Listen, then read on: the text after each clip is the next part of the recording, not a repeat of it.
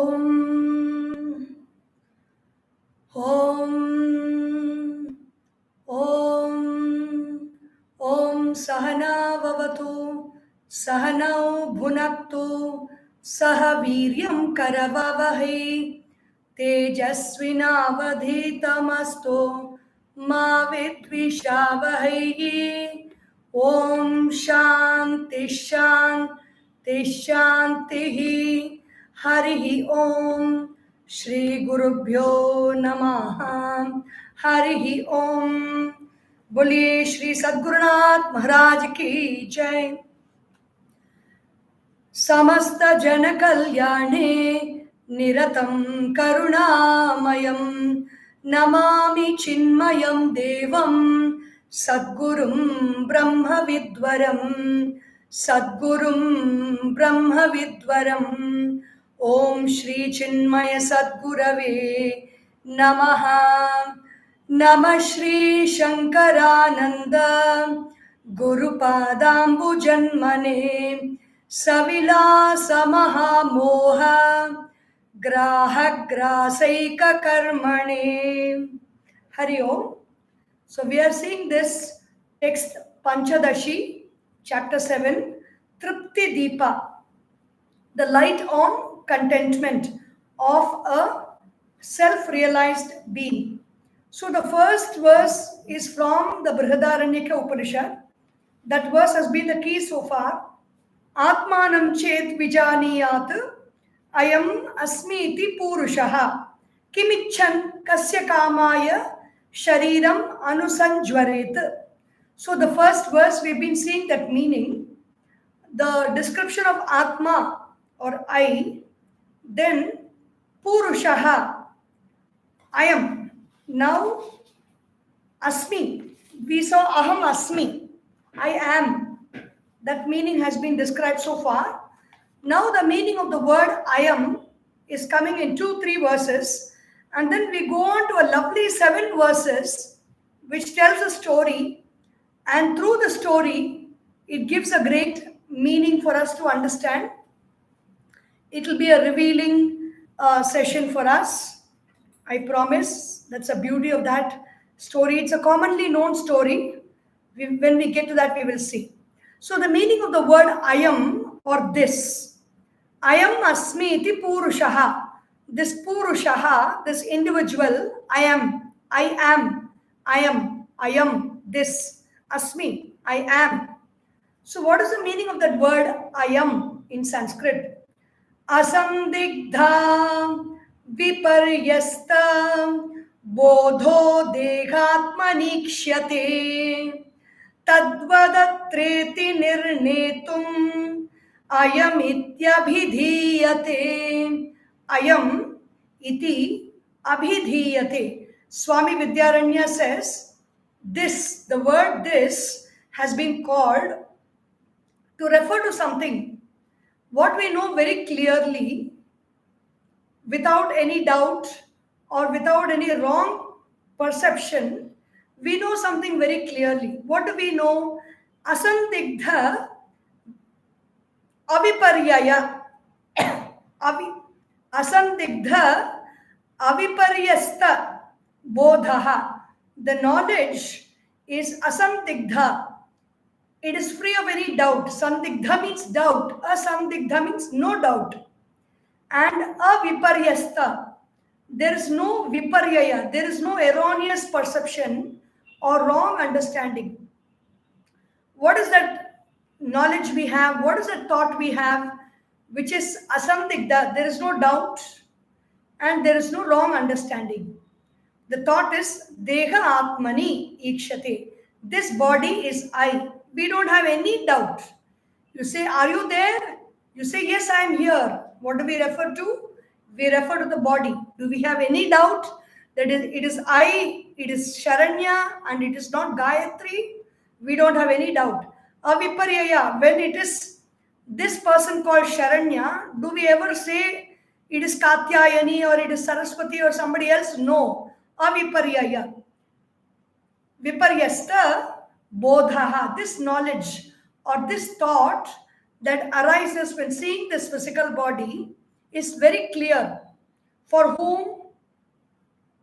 For the person who is not aware of the truth, this body is I is a very clear thought. In the same way, tadvat, atra iti, in the same way, here, iti, nirnetum, to determine, I am, this, abhidiyate.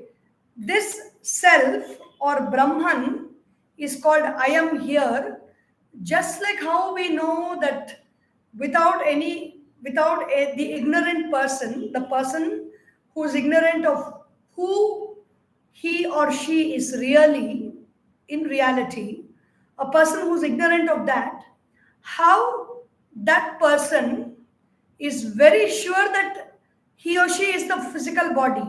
In the same way, when I say I, there is a need. The real meaning is, when I say the word I, when you use the word I, it means Brahman, Atra. That is the meaning here. The self is Brahman, is this thought is necessary for liberation. This thought, free of any error and free of any doubt, is very important for liberation. So, what is the thought that will not lead to liberation? The thought that I am this body will keep us bound. The thought that I am Brahman will liberate us. Dehatmajnanavajnanam, dehatmajnanabadhakam, atmanyeva bhavidyasya sanichannapi muchyate. Atmanyeva bhavet yasya, for that person who remains in himself as the self, as the true self. That person, even without his desire, if he knows that, if he is very clear about who he is, then he may not even want liberation, but he will be liberated. Why? Deha atma jnanavat jnanam. Just as the knowledge in the ignorant people, in the people who don't know the true self, how they believe that I am the self. The body is the self. The body is the self means the body is I. When you ask, where are you? You say, I am here, which means referring to the body as I. How a person who does not realize the truth believes that the body is the self, jnanam, dehatma jnana badhakam, that which removes the knowledge that body is the self, which means atma jnanam, the knowledge of I, which removes the knowledge that the body is I and shows us the true self, Atmani, in the pure consciousness alone, Bhavet. It takes place when that knowledge happens of the self, the true self, then that person, even without thinking about it, even without desiring about it, that person is liberated. So this is what happens. By mistake, somebody might enter into a satsanga where the talk is about the self. They may be enamored by that satsanga, the peace, the ambience, and the teacher who's speaking, and they will enter into this study without even their knowledge of what they are asking for. They may not want liberation. They may want peace of mind. They may want to go to such a session for the sake of good health. They may want to be there so that they will have clarity of perception in their life.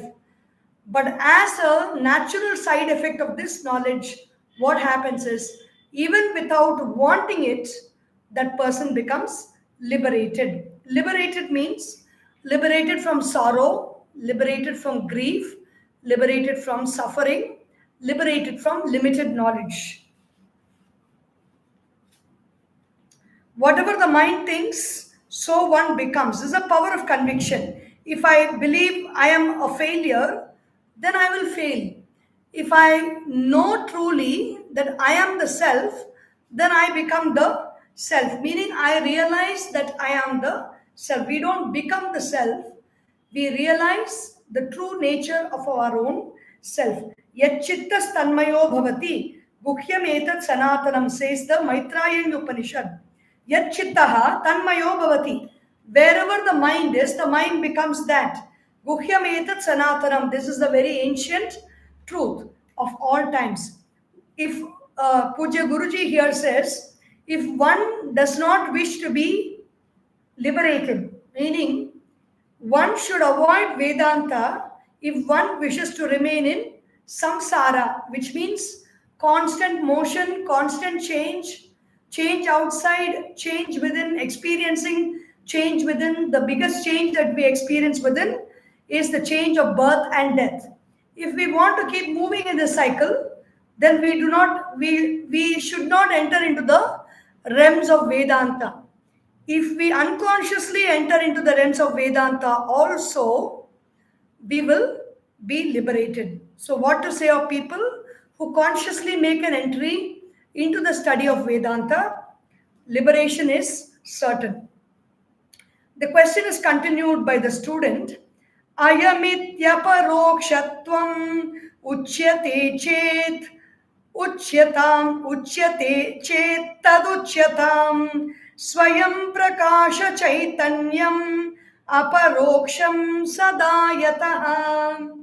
Ayam iti aparokshatvam uchyate chet taduchyatam. Ayam means this. If it is mentioned in a direct sense, aparoksham, paroksha means what I can see with my eyes, hear with my ears, taste with my tongue, smell with my nose, and feel with my skin. That is paroksha. Aksham prati. Para aksha. Aksham prati is direct, is a perception in front of me as an object. Aparoksha, paroksham, 1 minute. That is pratyaksha. Pratyaksham, aksham prati is pratyaksha. Paroksha means somebody I don't know. I have not seen heaven. I have not seen hell. But great masters who have recorded in the Puranas and Itihasas, from what they have seen, they have mentioned about heaven and hell, and through their words I know.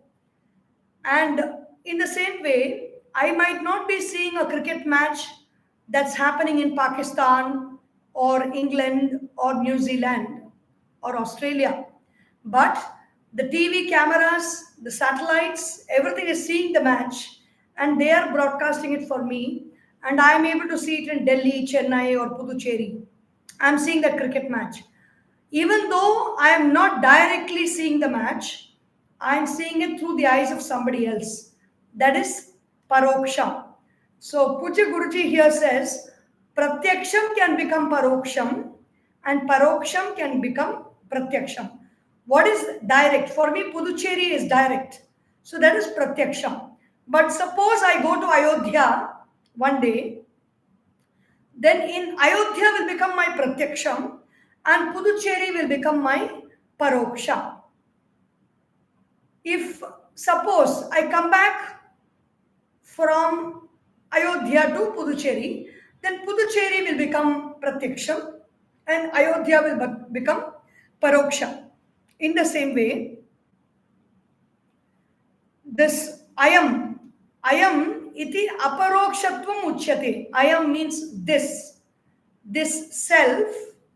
It is said aparoksha, pratyaksha, paroksha. These are two words. Pratyaksha means in front of us as an object. Paroksha means seen by somebody else and I see through somebody else's eyes. That is paroksha. Aparoksha means directly I know. For example, if I am in a dark room and somebody asks, where are you? I say, I am here. I don't see it in front of me. I don't shine a torch or through the light of the room, light of the torchlight, I don't say I am here, but I say I am here directly because I know. That is aparoksha. I am. So this knowledge of I, if it is aparoksha, then let it be said so. Let it be so. Why? Because Swayam Prakasha Chaitanyam Aparoksham Sadayataha. Because, okay, this knowledge of I is not Pratyaksha. It is not before me. I cannot see I before me. When I see myself in a mirror, it is only the reflection of myself in the mirror and it is not I. That mirror cannot go and put my signature on my behalf. The mirror image cannot sign on behalf of me. The mirror image cannot answer a phone call on behalf of me. Even though it looks like me, it is not I. The person who is looking at the mirror is I. So that is aparoksha, direct, not pratyaksha. And this I is not seen. Nobody else needs to come and tell, you are here. I know I am here.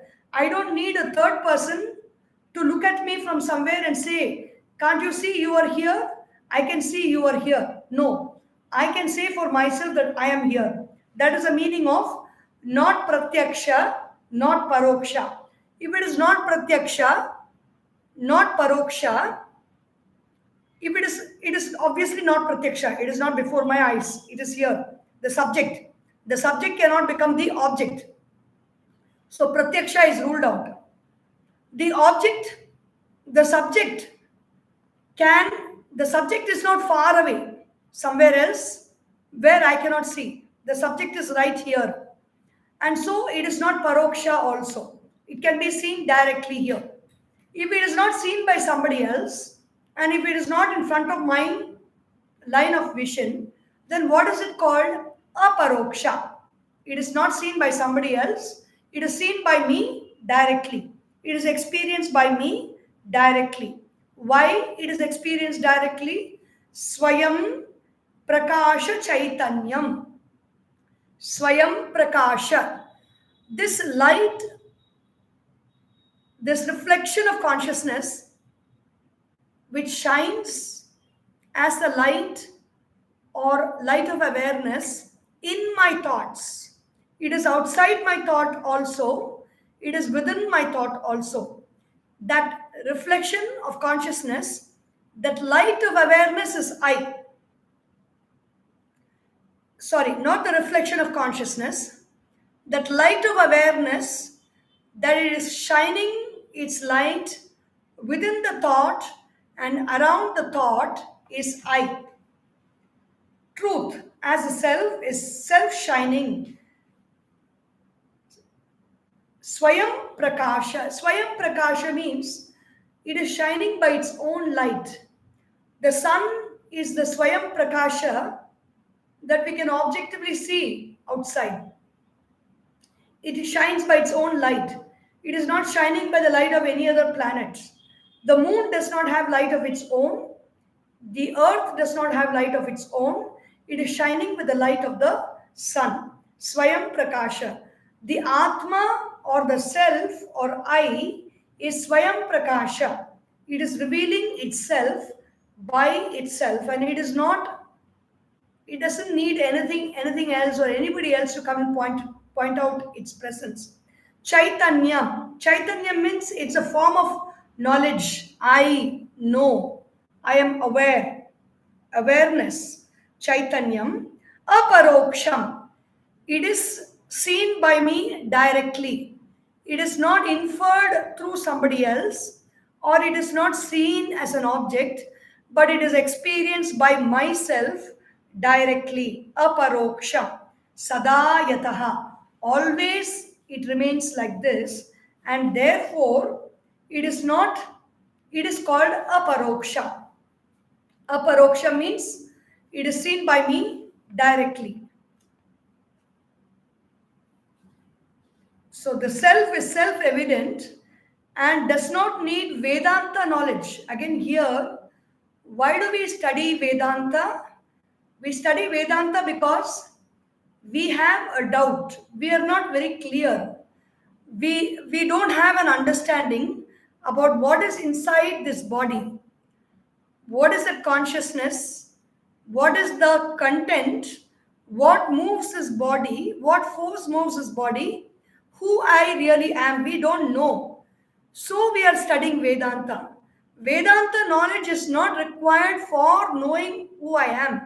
Even the ignorant person who does not know who he is says, I am coming, I am going. He is operating from that self only, from that I only. The wise man also knows that. The self is self evident and does not need Vedanta knowledge.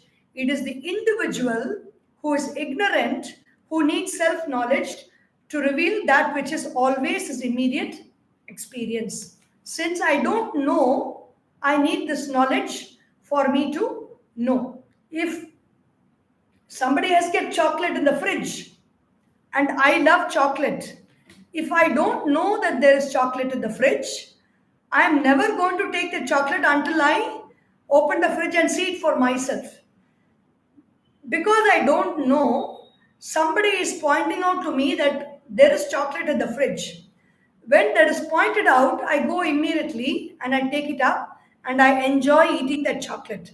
So here the self is there, the self is abundant, the self is all knowledge, the self is all bliss, the self is all capabilities, all power, but I don't know that it is there. It is as good as not experiencing the benefits of being that self. Whether I experience a benefit or not, the self is always there within me and operating as my own self. But when that knowledge is there, I am even more clear in my life. I am even more clear in my day to day understanding. So that clarity that we have because of the knowledge of the self is brought in these next 7 verses in the most beautiful manner. It shows the 7 states of our ignorance, which leads to the final knowledge of the self. Who am I? The life in the thought, the steady thought is the I thought. There is a presence of life in that. That life is the I. But the 7 states that an individual, reflection of consciousness in the intellect. Who is an individual? The individual is a reflection of consciousness in the intellect. And what is the intellect? Steady thought is the intellect. The reflection of consciousness, the reflection of I, the self, in that steady thought is I, the individual that we are talking about. This individual goes through 7 states, and that is elaborated upon in the form of a story.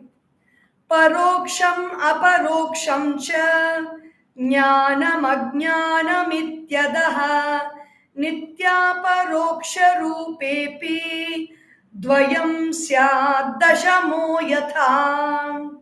Paroksham aparoksham cha jnanam ajnanam iti adaha. Paroksham is indirect. Somebody else coming and telling me about something. That knowledge is paroksha. Aparoksham is direct. I know for myself. Cha, jnanam, ajnanam. In this way, there is knowledge and ignorance. Iti, adaha. This, nitya, aparoksha rupe. In that which is ever immediate as a subject, api, dvayam, syat. Dashamo, yatha. Just like the 10th man, even though this self, I, is nitya aparoksha, it is always my direct experience. I am the self at all times of the day, at all times of the year, throughout my life. I am the self. It is directly being experienced by me. But just as the 10th man, it is not known and it is known sometime. Paroksham, aparoksham cha. It is known indirectly and it is known directly. Jnanam, Ajnanam. This knowledge and ignorance function in this self, even though it is directly perceived at all times. These factors are there, like the Dashamaha, like the 10th man. So, what is the 10th man? We have all heard the story. I stick to the words of Pujya Guruji here because it's very concise and precise. Though we all know the story of the 10th man, it is told in many languages, especially in Sanskrit also the story is narrated. 10 disciples from a Gurukula. A Gurukula is a residential school. They wish to visit the fair in a nearby village across the river. The Guru gave them permission and cautioned them to take care, as he knows that, as it is known commonly, that these students were dull-witted. They were manda students. They were not very intelligent. And so the Guru told them, take care, beware, be careful. All of you go safely and come back. When they came to the river, no boat was available. They decided to swim across. On reaching the other bank, a self-appointed leader amongst them decided to check if all of them have safely crossed the river. He made them stand in a line and he started counting. We know the story. He counted 1, 2, 3, 4, 7, 8, 9, he said. Then he told another friend of him, hey, I'm not counting properly. It seems like this I'm adding. So I'm breaking away from this. Guruji comes to the story very fast. So this man tells the other boy, he counts again 1, 2, 3, 4, 6, 8, 9. He counts 6, 7, 8, 9. He finishes. This boy now becomes worried. 2 people have counted and only 9 are there. They call the third among them, hey, you come and count. Trivanam Satyam. Let us, before we discover anything, before we come to any conclusion, let us see that if we have counted properly. So this boy is also counting 1, 2, 5, 6, 7, 8, 9. He finishes. Now 3 boys among them have counted and there are only 9 students. 10 came along and they crossed the river. So they concluded that one person has drowned in the river and they all started crying. So it is a fair and there was one man who was passing by. That man saw all these boys crying and then he asked, what is the matter? Why are you crying? So the boy said, no, we were 10 people. We crossed the river to come to the fair and only 9 are here. And so we are crying. So this man saw, in his mind, he saw that there were 10 people. And he was wondering why they were not counting properly or why they were crying. And so he says, first he tells, don't worry, all 10 of you are here, this man says. And so they stopped crying immediately. They wiped their tears. And then this man said, all of you stand in a line. Now I will count. And he started counting 1, 2, 3, 4, 6, 7, 8, 9, 10. He counted. And all of them shouted in joy, oh, the 10th man is there. So nobody is dead. We can go and tell our master that all of us have come safe. They were just shouting in joy. So this man was wondering what foolish people these are. There were 10 people always. And what had happened is that the 10th person was counting the other 9 in front of them. And they did not count their own self. They did not count themselves. So they did not even remember the face of the person whom they said was missing. They did not even recollect the face of that person. Everybody was there actually. So there was no calamity. When everything is safe, there is no calamity in the world outside. Only when something goes wrong, we feel sad or we feel depressed. Because the subconscious mind is very alert when there is a danger around. If there is no danger around, the subconscious mind is always very calm. When the subconscious mind is calm, the brain is doing its own work. And so we will not, everything will seem a game. The individual's brain will be thinking that these boys are playing a game. So internally, they won't be really alerted that there is a problem. So that way, there's actually no problem. And so they were all counting in ambiguity like that. And when this person counted for them, they all believed that now they were 10 and they were safe. They knew for themselves. So the next 6 verses recount the 7 states of the individual as seen in this 10th man story. It's very beautiful. And whenever we contemplate, how much ever we study the truth, the knowledge of Vedanta, or anything for that matter, when we put it in the form of a story and we study it, story has got connectivity, story has time to it. There's a time factor. The story is one thought which is told over a considerable period of time. So from beginning to end, maybe 10 minutes, you are staying in that one thought for 10 minutes. So there is so much of awareness that is shed on that thought, and because of that, the story is the way by which we can understand very clearly. Even in modern language of trauma, they explain how traumas are the thoughts in our mind that are formed very deeply in childhood and transferred from the mind to the body.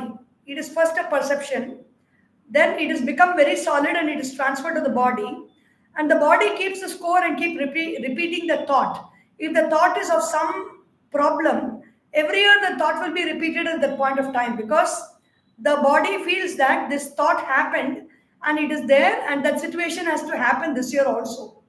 So that is traumatic thinking.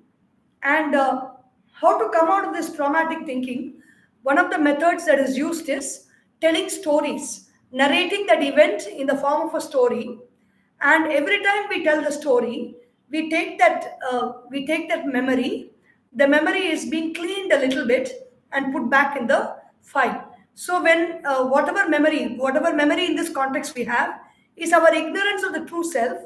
When we narrate it with the story, we take that memory, we open that file, we narrate the story and understand it, revel in it, and the thought is purified and put back in our files for future reference. So every time we access that thought, it is not the old thought that we have, but it is a new one. It is a revised one, and that revised one will always be beneficial to us. नवसङ्ख्याहृतज्ञानो दशमो विभ्रमात्तदा न वेत्ति दशमोऽस्मीति वीक्ष्यमाणोऽपि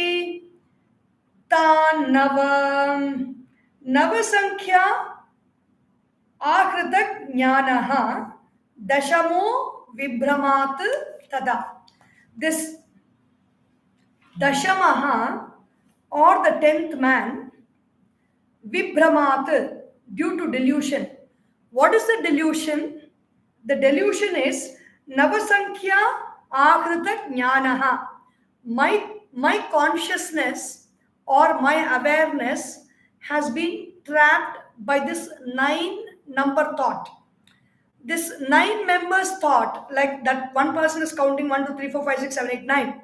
Next person is counting 1, 2, 3, 4, 5, 6, 7, 8, 9. The third person is counting 1, 2, 3, 4, 5, 6, 7, 8, 9, almost in tears and grief.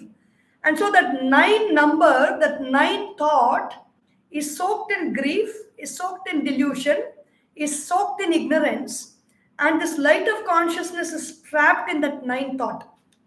Navasankhya Akrita Jnanaha Dashamo Vibhramat Tada. So there is delusion about the 10th man. The 10th man thought is not clear because the 9th man thought has trapped the light of awareness inside it. The 9th man thought has become so strong inside that it has trapped our consciousness from being free. The consciousness has to be free to perceive clearly. Like when you want to see the moon, if you shrink your eyes and see, we will see only the hazy picture of the moon. We will not see the moon as it is. To see the moon clearly, we have to relax and open the eyes. The same way, even in our day-to-day life, this is the core of Ajnana. This thought the fixation on the ninth number, it gives us the core of our problem that we suffer from. Just as we get that person who is counting is fixed with number 9 person, we are fixed with the body thoughts. The number 9 thought is our fixation to the I am the body thought. That is very strong in us. And because it is very strong, our consciousness is contracted to the body thought, and the consciousness is not freely available to see its own true nature, which is the 10th man or I, the self. So, na veti dashamo aham asmiti vikshamaanopi tanava. This all the 9 people, the 10th man is available right there, but they are not able to see because their minds have shrunk with the 9th thought, fixation on the 9th thought. Our minds have shrunk with the fixation on the body. So, I, the self, am right here and I am not able to see it because I am fixed on the body. It is as simple as that. It's a very beautiful comparison in this story. The thought of number 9 shrinks as per the previous verse and holds the right light from relaxed search. So, thought number 10, meaning the 10, is not revealed. This happens in our kitchen sometimes. It happens in our rooms, in our house sometimes. Housewives have experienced this. The lighter will be there near the stove somewhere. It might be hidden or it might be outside itself. They will be preoccupied with scolding somebody or getting irritated with somebody, and they would have switched on the gas and then they will search for the lighter. Because the gas is switched on, there is some tension also there. The thought is very tense because as soon as you switch on the gas, you have to light it. And they switch on the gas and they look for the lighter, they cannot see it. Why can they not see it? Then finally, they shout at everybody. The more they shout, the more they are stressed, the more they cannot see. Finally, they just let go. They switch off the gas and maybe they take deep breaths and look for the lighter patiently. The lighter has been right there in front of their eyes. Why was that lighter hidden from their perception? Because the mind had shrunk with the emotions of agitation, with the emotions of stress, with the emotions of anger, and so the light of consciousness has not expressed through the mind in a free-flowing and relaxed manner to fall on the lighter which has been there right in front of them. It has not been able to perceive not the lighter, but the lighter thought in the mind. The gas lighter thought in the mind is there. It is everything is happening in the mind, nothing is happening outside. All the searching, all the losing is happening in the mind, and all the finding is also happening in the mind. So what happens when the ninth man thought is constricting their awareness and they are unable to see the 10th person because of that? What happens? Nabhati nasti dashama iti swam dashamam tada matva vakti tadajnana kritam avaranam viduhu. Nabhati nasti dashama iti swam dashamam tada. The 10th person, what does he say? He is counting, he is not able to find. He is not able to count number 10. So he says, na bhati. I am not able to see. The 10th number is not there. I am unable to count. There are only 9 objects that I can count. So since I cannot count, it is not there. That person is not there. Simple as that. Dashama iti swam dashamam tada matva. So that person, swam, oneself, dashamam tada matva vakti tad ajnana kritam avaranam, veiling created by ignorance, viduhu. This is not about the 10th man story. This is about us. We are not able to, just like that man was not able to count because the ninth thought was constricting him. He was unable to go beyond the ninth thought. That ninth thought was hiding the vision of the 10th thought. In the same way, the body thought, the strong constricted body thought, is hiding the vision of the self thought. Na bhati, the self is not seen. I cannot see it in front of me. Nasti dashama, like how he did not see the 10th person, and so he said the 10th person was not there. I am not able to see myself, and so I say I am not there. Iti swam dashamam tada. The person concludes that the 10th person, the consciousness, the self, I am not there. I cannot see, so it is not there. Matva vakti dashama ajnana kritam avaranam viduhu. This is the veiling created by ignorance, that the ninth person or the body thought says I am the self. In the case of the boys who were counting, they said the 10th person is not there, so the 10th person is gone. Here we are not saying that. We are saying the body thought is only what I can see, so the body is I. Here there's a slight difference in our understanding and perception, a little away from the story. We have to leave the story behind. Now we have to come to this example here. Since we are able to see only the body, we say the body is I. Because na bhati nasti dashama. There is nobody else. I cannot see anybody else. I can see only this body. So this body is only I.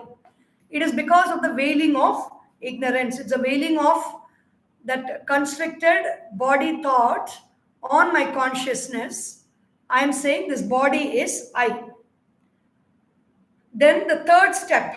So the second step, I am covered with ajnana or the veiling of ignorance. The first step, what happens? The first step is there is a fixation in my mind. The fixation is this body is only there. This body is real. That's a fixation. The second thought is this body is veiling my perception. So I believe I am the body. Now the third thought. Nadyam Margadarshika iti shochan praroditi ajnana krita vikshepam rodanadim vidurbudhaha. These boys, Nadyam Margadarshika iti shochan praroditi. These boys are crying because, oh my God, the 10th person has died in the river. He has drowned in the river and died, and they are all crying. In the same way, Ajnana Krita Vikshepam Rodanadim Vidur Buddha. Because of this Ajnana, because of this veiling, there is an erroneous perception or there is a disturbed thought which says, there is grief. When you say, I am this body is I, then this body goes through pain, this body goes through suffering, this body sometimes experiences pleasure. So when the body is experiencing pleasure, we feel pleasurable. When the body is experiencing pain, we feel painful because we are very convinced that this body is I, and so we go through grief, sorrow, and suffering. Whenever something happens to this body, then we go through that suffering. Body will include mind and intellect. Rodanadim vidur buddha. So we go through grief in our life.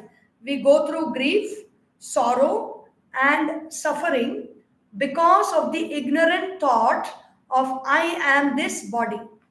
Now what happens? The guru enters into the picture. The Guru is the one who knows, the 10th man. The person who came and pointed out, relax all of you. I can see 10 people here. I have no reason to believe why you need to be crying now. So just relax and let me do the counting. And the Guru starts counting 1, 2, 3, 5, 6, 7, 8, 9, 10. And everybody is very happy. Oh, the 10th person is not dead. The 10th person is alive. He is there with us. So the Guru says, Namrito dashamostiti shrutva tavachanam tadam parokshatvena dashamam vetti swargadi lokavat. So the Guru is coming in the picture. The Guru is in front of us. Namritaha dashamaha asti. The 10th man is not dead. The 10th man is alive. You are not this body. You are going through the suffering. The suffering is not yours. It doesn't belong to you. You are consciousness which is free from all suffering, says the Guru. So don't worry. Ma bhaishta. Don't worry. Don't cry. There is no reason to cry. So the Shishya or the students who listen to that, Apta Vachanam. Apta means the one who has realized the truth, who has studied the Upanishads, listened to the Upanishads from the masters, meditated upon them, meditated upon those thoughts, reflected on those thoughts, and they have now realized the truth. When such a master comes and says, hey, you are not this body, you are not this mind, you are not this intellect. All the suffering that comes to this body, mind, and intellect is not yours. You are not this at all. Don't take it into account. Shrutva apta vachanam tada. So don't worry.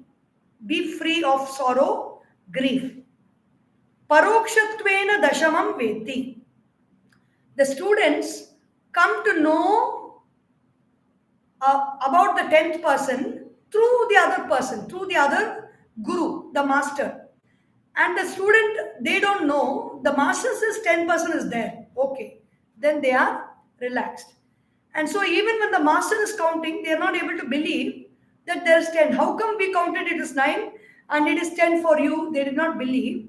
So then the master takes the hand of that person and starts counting. 1, 2, 3, 4, 5, 6, 7, 8, 9. And then turns a hand towards that person. 10. You got your answer now? The master says. In the same way, the master points out to the body, this is the body. This body is not you. The self in the body, the I in the body is you. The master points it out to us. Parokshatvena dashamam. Still, it is the understanding of the master. It is not my understanding. How come this I? What is this I inside this body? I know only that there are different organs. There is flesh, blood, and bones inside the body. What is this I inside the body that the master is talking about? I don't know. So the knowledge is still paroksha. It is not pratyaksha. It is from the eyes of the Guru. Now the next step of my growth and understanding. Tvameva dashamositi ganayitva pradarshitaha aparokshataya jnatva hrishyateva naroditi. Tvameva, you are only the 10th person. The teacher points out. Why are you going on looking outside for 9? Only 9 will be there outside. You are the 10th person. The Guru points out. So Dashamaha Asiti Ganayitva. He counted and Pradarshitaha. He showed to that disciple also. Then the disciple Aparokshataya. Now the disciple knows for himself. He is not depending on the words of the Guru. He is not going back saying, oh, I didn't count. I counted only 9. But the master came and he counted 10. And so what he says is true. Let me believe that it is true. No, that will not give me the complete satisfaction. I should know that I am the 10th person for myself. The master shows the hand and points out to me and makes me count myself ganayitva. So tvameva dashamaha asi iti ganayitva. The master counts and pradarshati. He also shows and points out. Aparokshataya jnatva. Then I know for myself. Aparoksha means it is not paroksha. It is not through somebody else's eyes. It is by my own eyes that I note. Jnatva hrishyati eva naroditi. Then I become joyous. That 10th man, the 10th student is very happy because he has found the 10th person. He has realized that he is the 10th person. Like how we may wear a necklace, we may wear these glasses up, and we look at all our friends and family members and tell me, where did I keep my glass? Where did I keep my glass? And some little boy, everybody will be having fun with us. They will know that it is on our own head. They will not say, they will allow us to search. Then one little child will come. Can't you see it's on your own head? Then you take the glass and you put it back. Oh, wow. It was there all the time. I did not know. Swakantha bharanam yatha. There are many women who are very particular, who are very careful with jewels. And because they are so careful, sometimes they even forget that they are wearing it, and they will be searching for it all over the house. Where is that necklace? Where is that necklace? It will be on their shoulders. It will be on their neck all the time when they are searching. It has to be pointed out by somebody. It is the same thing, that searching makes our mind shrink. And because the mind has shrunk, consciousness is not free to, consciousness is not released to do its work very well, to its full potential. Since consciousness is not released to do its work to its full potential, it is not able to get to the truth of the matter. The same thing applies here. The last verse, Ajnana vritti vikshepa vividha jnana triptayaha shokapagama ityete yojaniyaschidatmani. Ajnana vritti vikshepa dvividha jnana triptayaha. Ajnana avritti, covering, veiling of the body thought. Ajnana avritti, vikshepa, erroneous perception, dvividha jnana triptayaha. This erroneous perception, veiling and erroneous perception, avarana and vikshepa, it provides two kinds of knowledge and satisfaction. One knowledge is shoka apagamaha, and the other is tripti. One is it removes the grief and it makes me experience contentment. Thus, yojaniyaha, it should be applied in the case of knowledge also. This ajnana nivritti vikshepa dvividha jnana triptayaha. The 7 stages can be attributed in the case of the above example of the 10th man.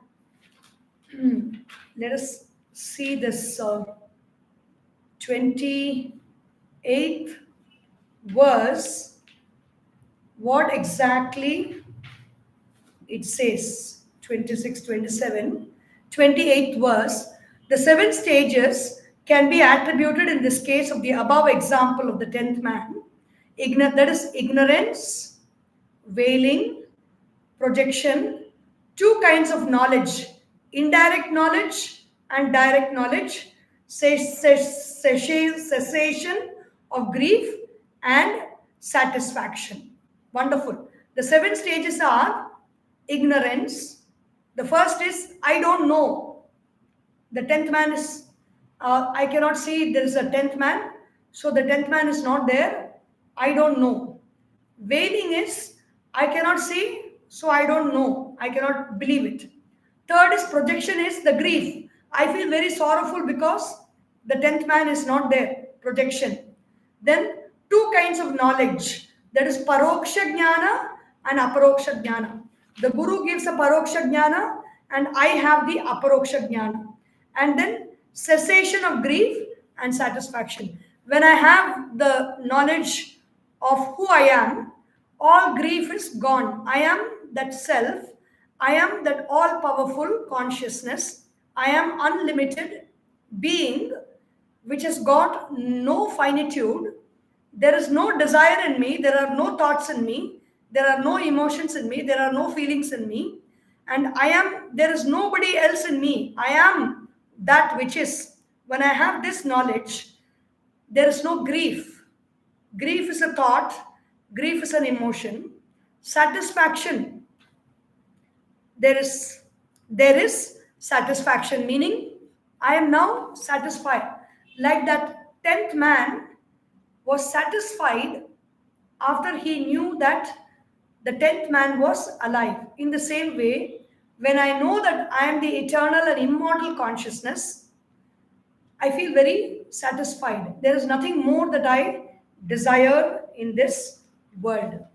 So we will see into these 7 aspects tomorrow again, and as we begin to the other 7 states that these 7 aspects point out to.